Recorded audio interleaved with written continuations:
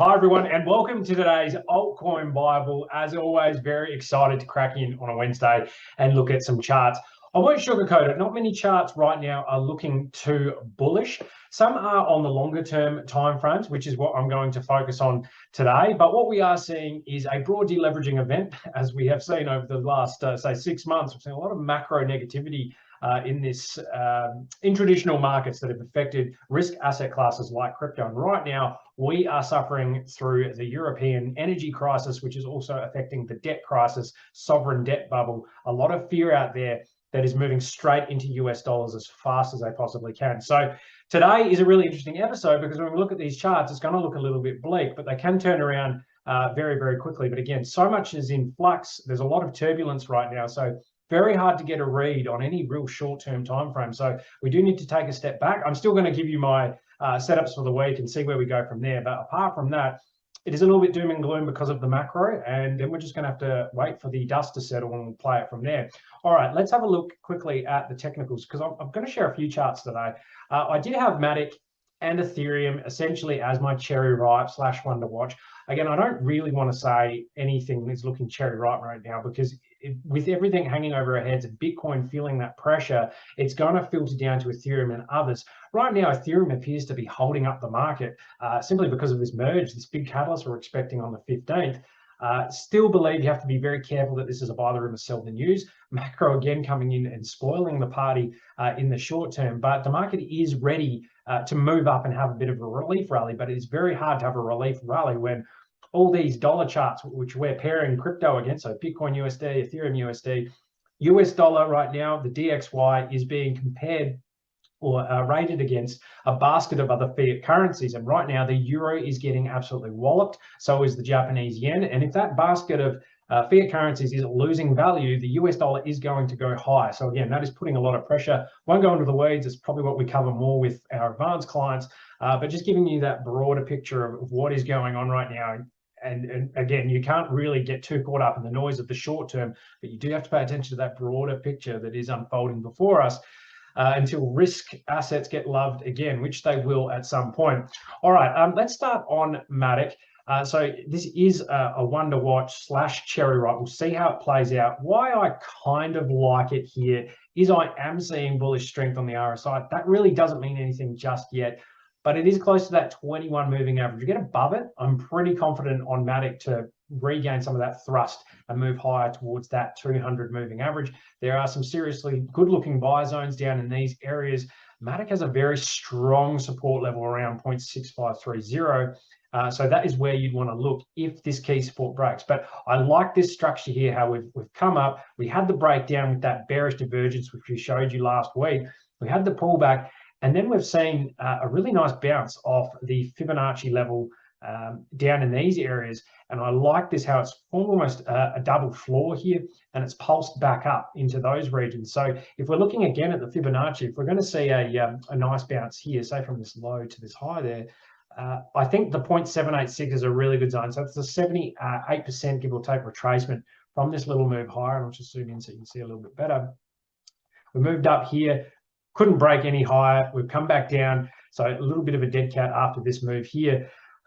Overall, the trend is down, but what we can get bullish about in the short term is if we do see a higher low bounce. So if this bounces off that point 786 up here, that would be there, and then there. So this is higher than the last, and this hopefully bounces higher. But overall, we can see the trend is very clearly up.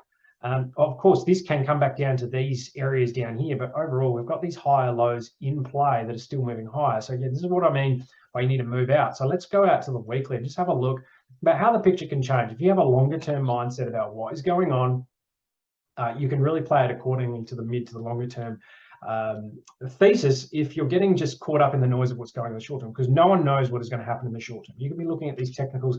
This is very much psychology of market participants, traders on either side, hedging themselves either way, but there's just so much noise and there's so much uncertainty with the macro. So again, it's very difficult to even enter a short-term position at this point when we just don't know. However, if you go to the weekly, you can get more data to give you a better, clear idea of where these floors are and where we should see some of that bounce. So right here is what I want to talk about here. So this was the low in June. We've had a really nice move off the bottom. That was about 230% move off the bottom. So congratulations if you scalp anything down here in these very big volume areas, broke this downward trend. You can see that very clearly. What it's actually trying to do on the weekly is create that the higher high, which is done, and now it's coming back to create this higher low. So the low here, we want to create another low here before we have another move up, potentially into these areas here, which we did see on the daily. But if we just pull up our Fibonacci retracement, you can see it's come back down to almost perfectly test the 38% retracement level there, in line with this huge volume support. If it breaks this level, as we're saying on the daily, there is a big gulf in volume, especially on the weekly, down to around about that 0.65 area. So that is the next area you get very, very interested. Whether it's going to come back all the way to the 0.786, I'm not sure on the weekly. However, you're looking at this is trying to form a nice uptrend, but we have to wait for that confirmation. When it breaks up through here, creates a higher high, then we know MATIC is in a very bullish frame of mind. Again, the macro is pushing everything down. So if we're looking there as well, the RSI is trying to pick up, but it's trying to shake down as well. So not much you can glean from that at this stage. That's my read of it anyway.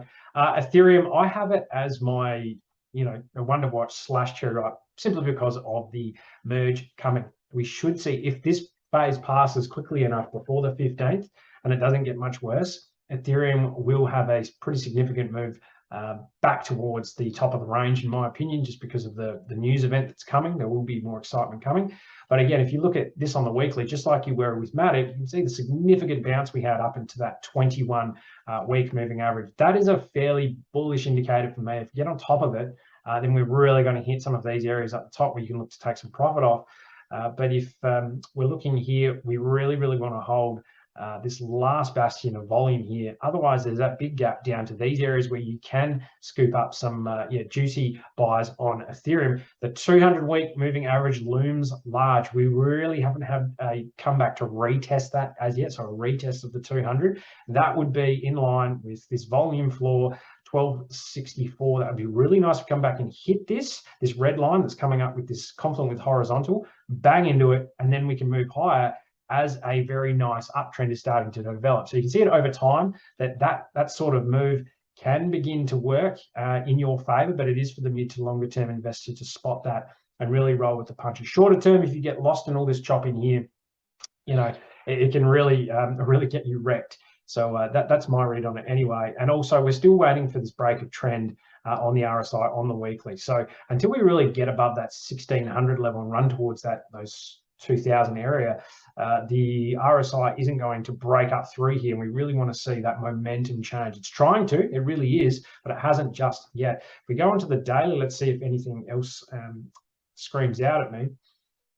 And I'll get rid of this squiggle line.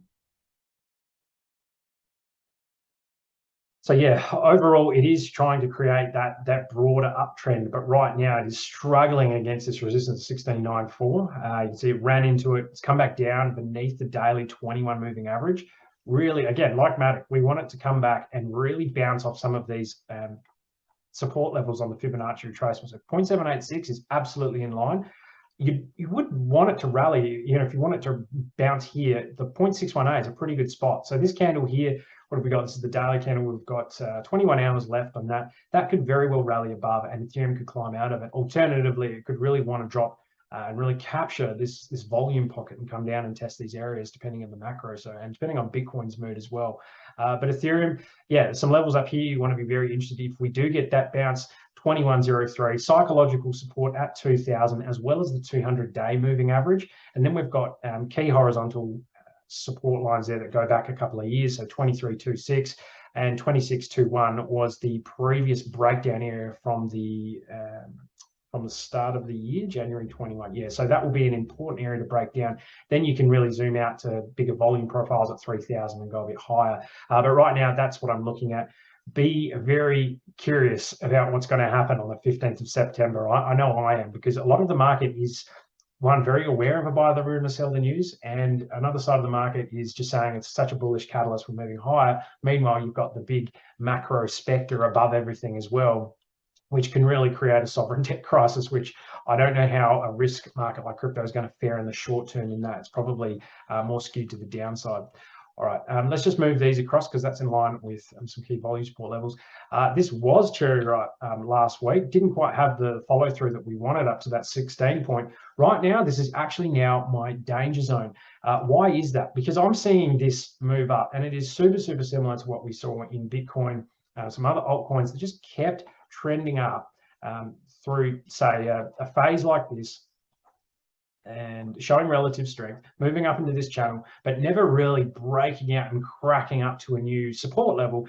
It kind of petered out at the end. And that's exactly what I'm seeing Atom do right here. It's had a lot of relative strength, a lot of that bullish momentum, but right now, I think it's finally about to give up. It's cracked the 21. Yes, it's done that before and rallied, but check out this last peak here. So we had the move up with this higher high from the last few. That's great.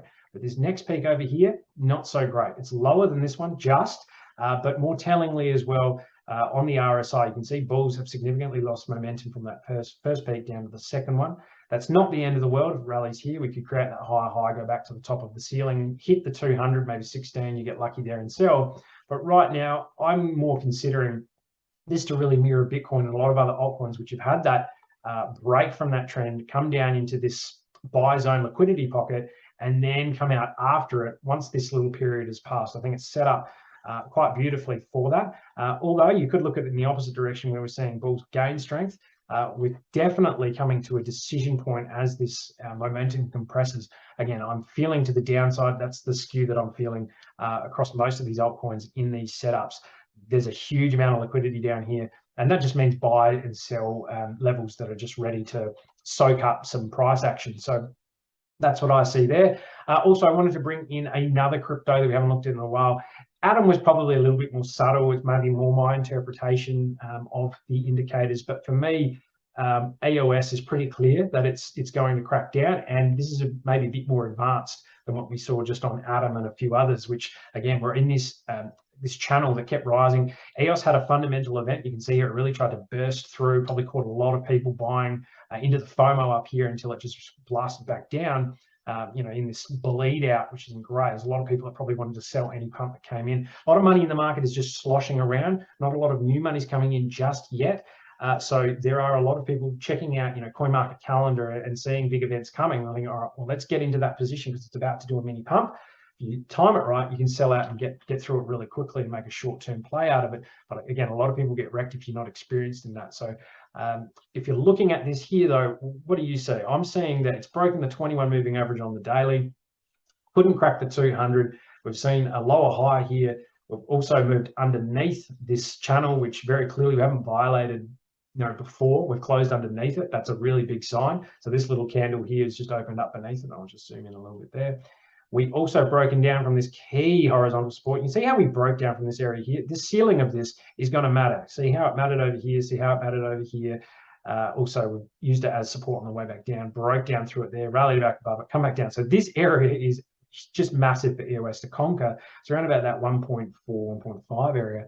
Right now, we're underneath it. That is not great. You can see it's trying to break down right now as we're filming live. So yeah, and I don't like the RSI. You can see here, the strength is just completely wilting away. And this is in a clear downtrend that away.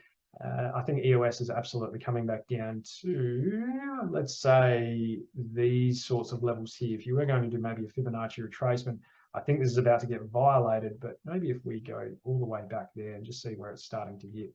So it's trying to crack down through 0.5. Yeah, the 1.2 looks pretty good down at maybe the base of this, so this here, and 1.618. This looks really positive around here for maybe a bounce for EOS, but again, in these market conditions, just got to be very careful. So that's really my true danger zone for the week. Atom's more of a speculation. I think it could bias towards the downside.